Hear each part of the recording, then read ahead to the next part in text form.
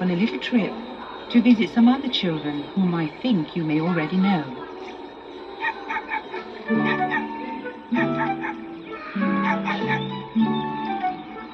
Mardy and Lisbeth, who lived in Junedale. You've heard of them, haven't you? Do you remember when they had an outing and Mardy jumped off the roof of the woodshed and nearly killed herself? Titta! Jag kan flyga! Abe made up all kinds of crazy stories. Like the night when he persuaded Mardy to go into the wash house and pretended to be a ghost. Det är jag som är greve Krås! Hjälp!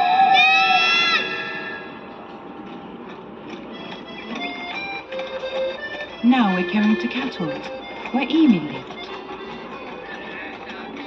And look, there's Alfred. It was Sunday, and they were having a party at Catholt.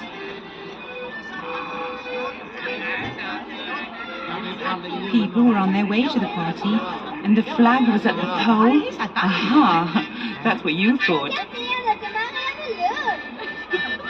It was little Ida who Emil had run up the flagpole. So it was the tool shed for Emil as usual after one of his pranks. Suddenly they found that Emil had disappeared. Oh, how they searched for him everywhere, even in the stream. But there was no sign of Emil. But Emil had moved out of the tool shed.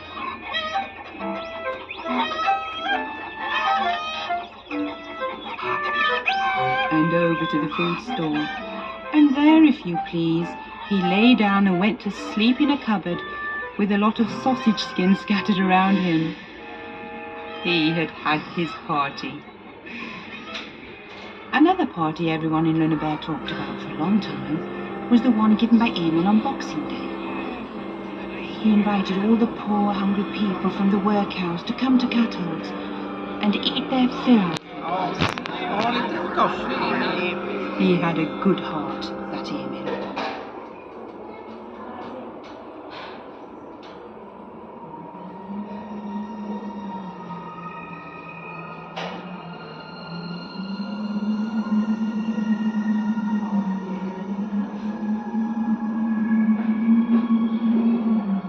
Have you noticed that we're flying?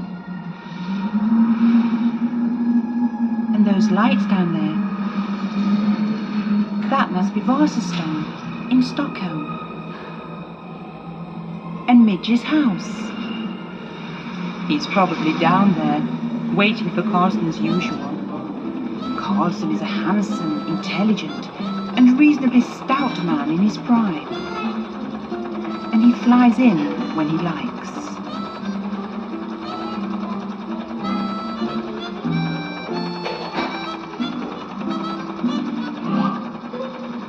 Carlson lives in a little house on the roof. And here it is.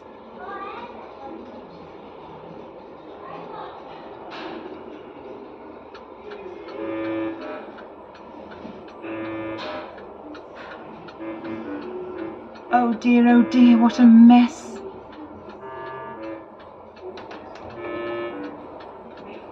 We don't want to stop here.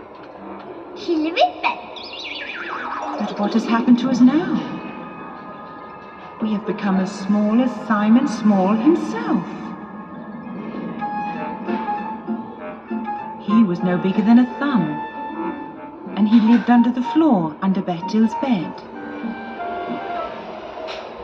He rented a flat there from a horrid rat.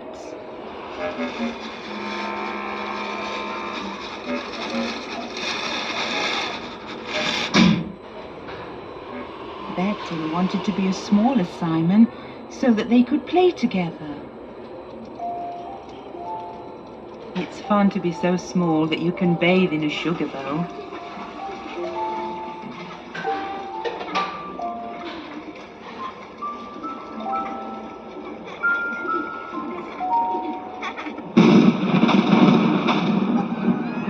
Oh, what a storm! And we are in the middle of a great forest.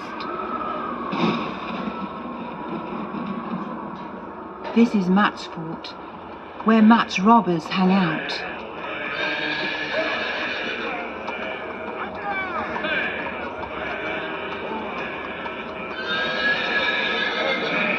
Where treacherous grey dwarfs live behind the boulders.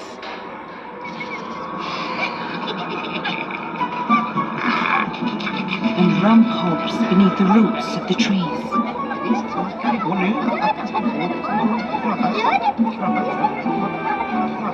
And there are Ronja and Berk too. Ronjas systrar nu.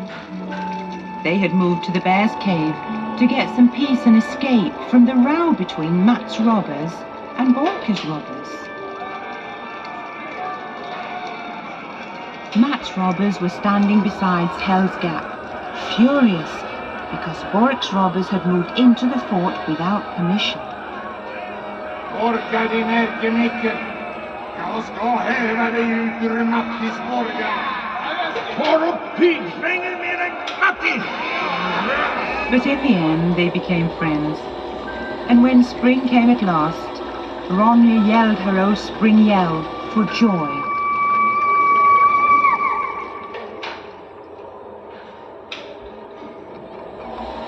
But what's going on here? There's a fire.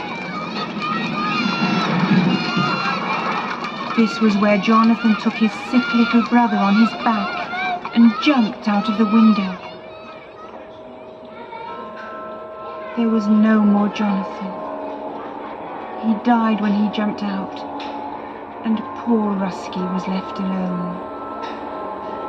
But one evening, a snow-white dove flew up and perched on the window ledge, and Rusky knew at once that it was Jonathan. Bara kom så fort du kan. Jag väntar på dig nere vid ån. Jag kommer, Jonathan. Jag kommer.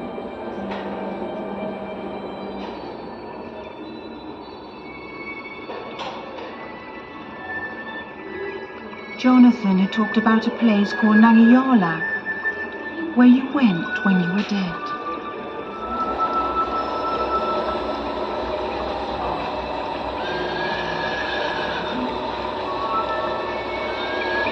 And Rusky went there too, to Cherry Valley in Nangijala.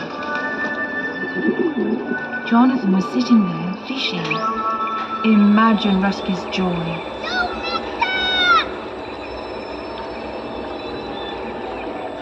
But in Nangijala, there was also Wild Rose Valley, which was no longer free.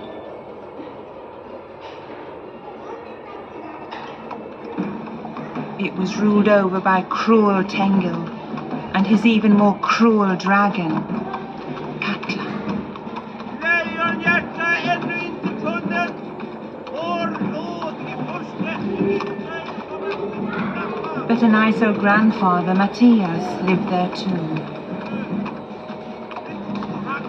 Jonathan and Rusky hid in his house until it was time to set out for Tengil's country. Lejonhjärta! Their journey led across the bridge over the terrifying Karma Falls. And it was there for the first time they saw Katla. The she-dragon from ancient times. Jonathan, jag är rädd.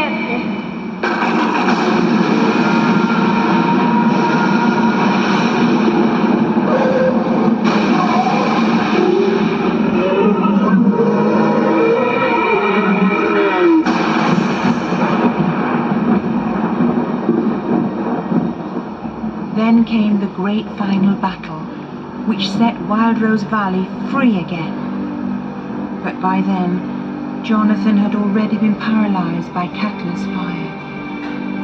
As they rested by the precipice that plunged straight down to the depths, Jonathan talked about Nangalima and how wonderful it was there. Then Rusky took his brother on his back and jumped over the edge into the lights of Nangalima. Jonathan! Jag ser ljuset! Angelina! Jag ser ljuset!